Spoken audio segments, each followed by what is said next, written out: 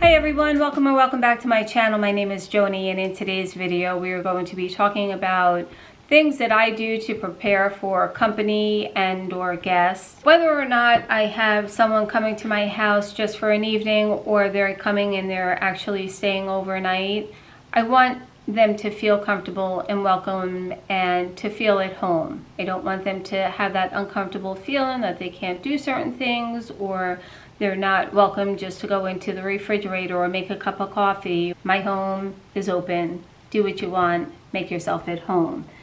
So in preparation for all of that, I have a few tips here that I like to do. Clearly, will I say, do I hit these tips every time I'm expecting company? Probably not. More so depends on the length of stay, depends on who it is.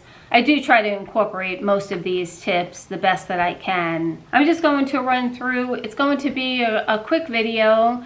This video will be going up on July 4th, and I just wanted to change it up from a little bit of the fashion videos that I had been doing with the different store hauls. And I do have company coming into town, so I thought that this was a perfect segue into, breaking up my video, and also with the thought process that you may be having people coming and staying with you, being that the summer is upon us, travel is a little bit more plentiful. So here we go, let's get started. This goes without saying, I would imagine, but when I'm preparing for guests, you want to clean your house. So for me, cleaning the house is all the things, the vacuuming, the dusting, the kitchen area being all sanitized, and the bathrooms all clean and in tip-top shape. So it's clean, clean, clean. So I'm just going to talk through everything that I do as opposed to actually showing you. And the reason for that is I didn't want this video to be so long and drawn out, just because I just wanted to give you the tips and you can visualize what I talk about and apply it to your style. So cleaning is obviously the first and foremost. We all know how to dust and vacuum. Clearly, if you're interested to see what products I use, how I go ahead and do that, I can certainly film all of that and give you the products that I use. But for the sheer sake of this video, I didn't think that you'd be that interested. But correct me if I'm wrong, and if that's the case, I'll certainly share all of that. Once my house is clean, and I'll just backtrack, I'm a renter. I am in a 3-bedroom, 2-bath rental apartment, and where I'm filming right now is a sitting area off of the master bedroom. So I don't need any of the 2 guest rooms for filming, so everything is just separate. And my guest rooms are clearly just 2 beds and the dressers and nightstands and stuff. So they pretty much stay the same. I don't need them to do anything else other than act as guest rooms. So as far as cleaning is concerned, it's making sure everything is dusted in the room, making sure that the bathroom is clean, sanitized, and then the obvious as far as the linens are concerned. Clean sheets are on the bed. Towels, I don't keep them hidden. I usually either will lay them out on the bed and or lay them out on the counter in the bathroom. So this way that the guests aren't, A, they don't have to ask, it's right there. B, they don't have to look in the cabinet and search for it. It just is convenient. Again, I feel like it's welcoming, like, oh, Joni thought about me enough to lay this out, and it's just comfortable. So clearly having fresh linens, it goes without saying. I also like to have extra blankets, especially in the wintertime, or even in the summertime, quite frankly, where the air is blowing on somebody that can't tolerate the cold. So just having extra blankets in the room, extra pillows, and that kind of setup, I think it's just thoughtful. I also do keep bottled water and some snacks, whether it's a granola bar or just like little chocolates, just to have. I mean, who doesn't like those? Especially the water. I think the water is really crucial, especially when you're traveling, you're dehydrated. You're certainly not in your own environment where you're thinking about staying hydrated. So having a bottle of water for everyone and just keeping that reminder that, come on, stay hydrated. You know how I feel about that. So the other tip that I have is extra hangers and some closet space, and or a room in a dresser area. So the closet space, I mean, listen, not everybody's closet is, Pinterest worthy, but if you can just make a little space, just enough space, it doesn't have to be the entire closet, but at least if they come in and they have things that need to be hung up, that it allows them, again, without being imposing, and maybe they feel funny, like, hey, do you have a place where I can hang this? It's right there. Open the closet, it's right there. There's room on the bottom of the floor for their shoes. I think it's just a nice tip. Clearly, if they're staying longer and they need some drawer space, you have some dresser space, and that's always nice to offer.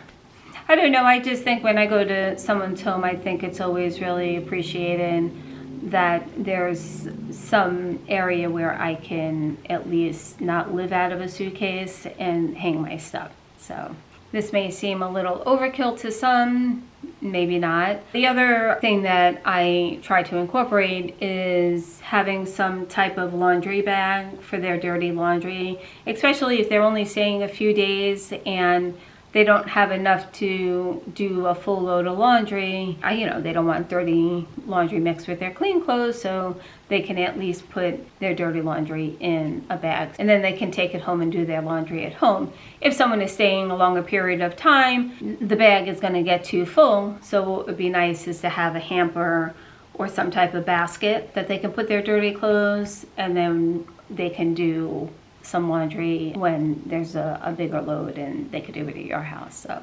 another tip is to have a basket in the bathroom, like a little toiletry basket with some toothpaste, toothbrushes, maybe razors, contact lens, makeup wipe, shampoo, conditioner, just things that somebody may have forgotten.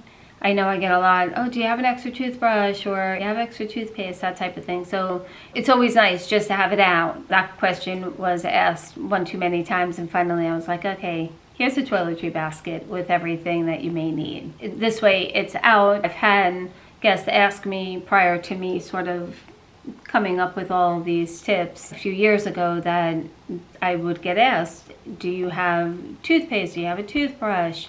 Do you have an extra Band-Aid? That type of thing. So now I just have this basket and I refill it accordingly. The next tip is to have your Wi-Fi password visible. And by visible, that could be, you can set it up in the actual guest room. You can print it out, maybe put it on like a letterboard or a chalkboard, write it out, but keep it visible. You tell me, leave a comment down below how many times that you ask what the Wi-Fi password is when somebody comes to your home. And if nobody has ever asked, well, I'd be very surprised. So comment down below. But yeah, so I always try and keep that visible so I don't have to constantly say, oh, here it is, and I have to go look for it.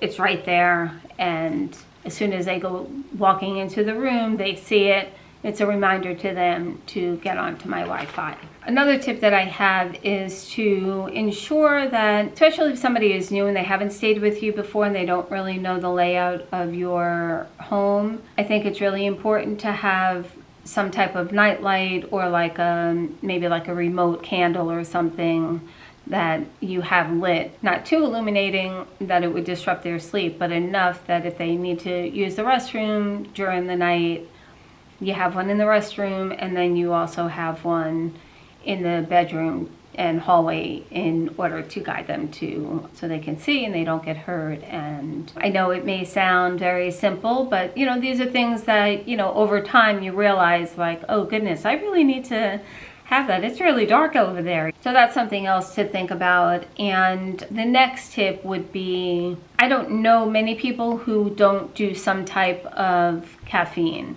So whether they drink coffee or they drink tea, I do try to have the coffee maker out, sugar or sugar substitutes, some type of sweetener, honey, all laid out on the counter with the mugs, spoons, to the degree that it's not overcrowded, assuming that you have the space for that as well. And again, we'll just use the word visible.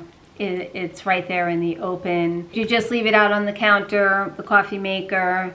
I have a Keurig. I do have a regular drip coffee pot, but for the most part, I just have a standard Keurig. I know there are some people that actually have like a mini Keurig in the guest room. I don't really know that I need to do that. It's literally the next room over, but nonetheless, and maybe you don't want people necessarily drinking in your room, in their room. I don't know, maybe I'm getting off topic here, but so if you just ensure that you do have regular and decaf, maybe you have a medium roast or dark roast, maybe you have some herbal teas.